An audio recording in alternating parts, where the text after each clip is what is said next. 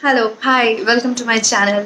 My name is Nikhita and I'm here to tell you more about the birds. So, I've been doing birding for around 4 to 5 years, and here are some tips and tricks on how to get started.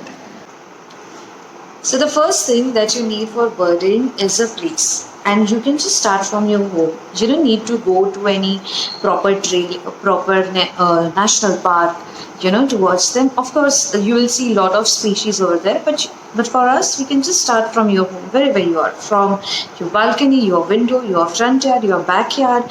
Even if you're going for a morning walk or something like that, I'm sure you must have noticed at least 5 to 10 different types of birds. So the first thing is to find a place. The second thing that you need is it's not what you need actually, it's something that you should develop, and that is interest in watching birds. So, how do you start developing an interest? I think the first thing is starting to notice them. Wherever you see, if you hear a bird call, if you see a colorful bird, just notice them. Where are they? You look out for them, and once you locate them, you can start to observe them.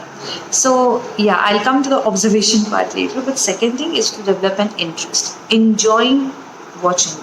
So the third thing is observation. You have found a place for doing your birding. You have curiosity in knowing more about them. So the third thing is very important, and that is to starting to observe them. Once you start to notice these birds on a regular basis, you can even start to see the behavioral patterns in them, like which path they take, on which trees do they perch, what type of fruits do they eat, what type of calls do they make, or something like that. So you can start by noticing these little details and just enjoy it.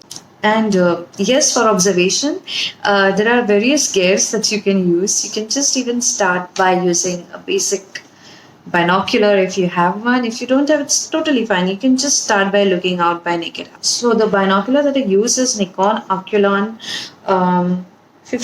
16 into 50. It gives good magnification. It also has this adjustments for your ophthalmologic condition if you have any spectacles. Then secondly is to take records of what you have seen. You can also use a camera if you haven't. You really don't need a camera for birding, but if you have, it's good. You could just take a picture, and you can save it for your record shows or for your nature journaling. So this is a Nikon P900. It has 2000 mm of zooming, and it's a superb camera to start with birding. I started with this, so it's my favorite camera for birding. So if you don't have a binocular, monocular, or even a camera, you can just start by writing what you see. If you have seen a bird, you can define its size, you can define its color, you can define its behavior, you can define, like as I mentioned, where it sits, the path it takes. You can just start by recording it. You can just start by writing down, maybe drawing something and everything. So that is a part of nature journaling, and that's how you can start with birding. So the most common question that we get is, how do you identify a bird?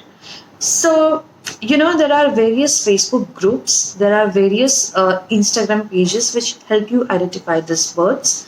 Also, there are apps like Ebird, Vaanya, and I'm sure some other apps also, which I'll list down in the description. They help you in giving the bird IDs if you're interested. So, I'm going to give you two examples on how to really observe a bird. Here I have a picture of Oriental dwarf kingfisher. I shot this about 3.5 years ago in Konkan. It is also known as Jewel of Konkan, hence the name. It's one of the smallest kingfishers that we have in the world. First, I found a place. I located this bird where it is, and I saw that it was perched in a mangrove forest. So the habitat is also important. Okay, this was on mangroves, and it's perched. Okay, it has got 3 toes. It has got a purplish black back. It's deep orange. It has got yellowish on its chest. A white band going around its neck, and it has a catch of a spider. Its beak is quite thick. The kingfishers have quite thick beaks. So, yeah, that is how you can start by observing a bird. So, the second example is by going out, by looking out of your window. So I have a front yard here. So I'm gonna see which birds I see, and I'm gonna just give you a head start. So right now I'm just walking in my front yard. I'm just looking if I could see something or hear something. So right now I'm here in my front yard. I'm trying to see if I could see any birds, if I could spot any birds, if I could hear any birds. It's totally fine if you don't have a big front yard like this. You can, just start by looking out of your window. And I did spot a sparrow. Now, if you could look closely, the sparrow looks like a juvenile to me. That's his dad, I suppose. So, yes.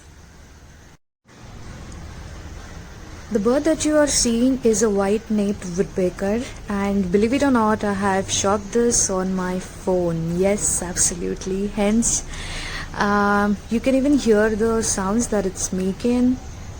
So, this bird is also called as a doctor of trees because it keeps the trees clean and stuff. So, yes. I also spotted Uyghur sunbird female. Thank you so much for watching this video. If you want to know more about birding, if you want to know more about me, you can just click on my Instagram account. You can just see all the birds that I've photographed until. If you have liked this, please share this video, like it, comment on it, and let me know what you think about bird watching, what you think about birds. So yeah, happy birding.